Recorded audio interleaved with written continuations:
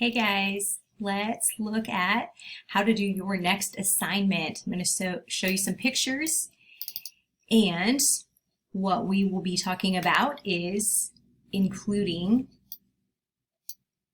movement and rhythm in your art. Okay, so from here on out, you are going to emphasize what is most important in your picture, right? What we're going to learn now and what you're going to do in this next assignment is you're going to incorporate movement. Okay, so let's look at some pictures that are going to be similar to what you are going to be doing. You're going to do something that is Easter related. So a few options for you. You can do something with crosses, like what you see here.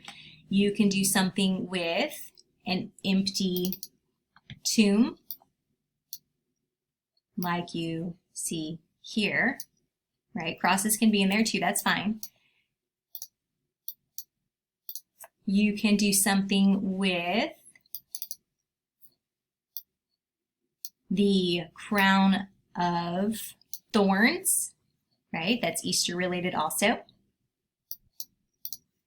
And you can do something with Jesus himself on the cross. This is kind of a tiny picture. Let's make it bigger.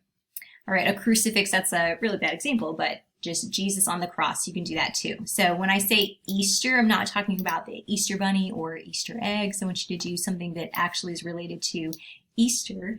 So if you don't know, Good Friday is when we celebrate that Jesus died on the cross for our sins, right? Good Friday.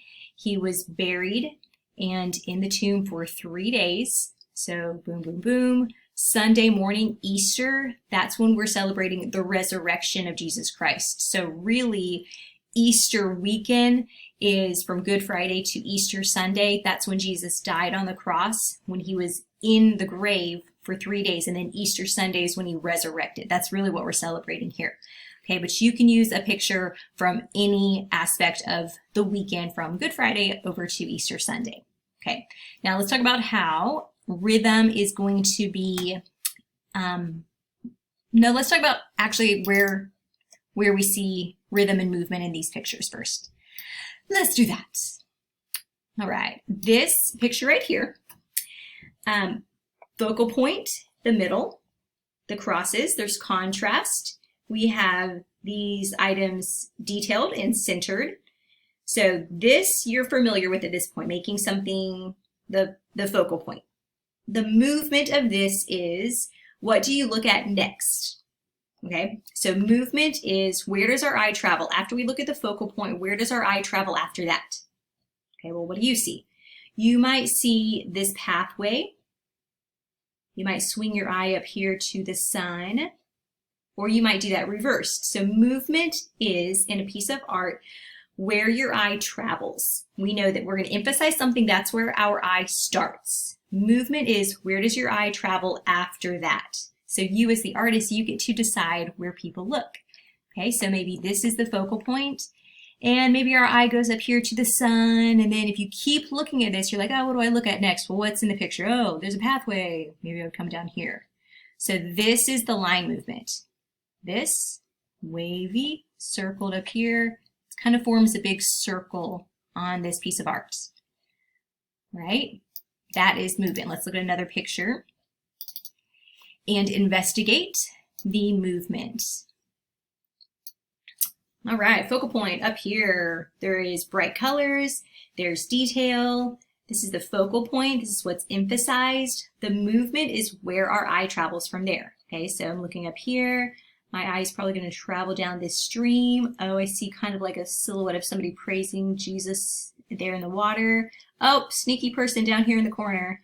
So the movement here is over from your focal point down this stream, over to the other person down here, maybe back up here. If I kept looking at this, my eye would just continue to travel, right?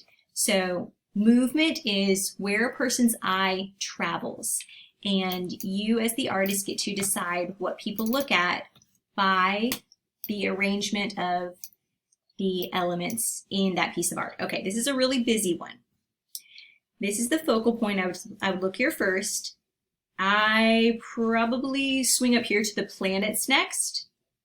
So my eye went from here over here. Then I would want to investigate, oh, what else is in this picture? Okay, down here, my eye would probably go here to the empty tomb, follow this trail up here. What is this? I don't even know. Maybe the Garden of Eden or something. But the movement here is like this. Over, down, around. So it sort of starts in the middle and it swings up and around. It's kind of spiraled, right? That's what movement is. Movement is where your eye travels.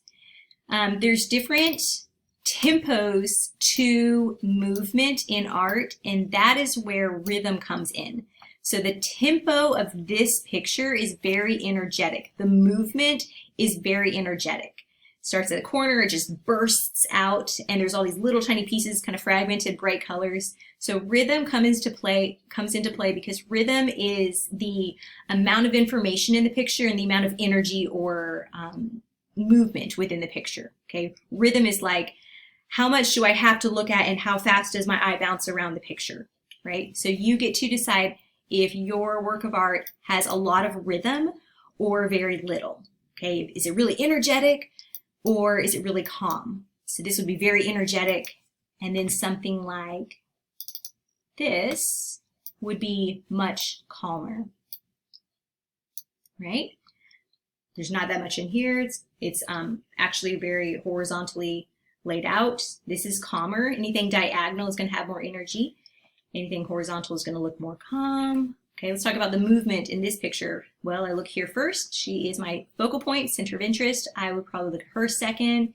Then my eye would travel over here. I would look at this rock. If I kept looking at this, my eye would probably travel around, and I might just continue to go in a circle until I was done looking at this picture. Okay, so the movement is like this. This is what is your focal point, and there is not a lot of rhythm in this. It's rather calm.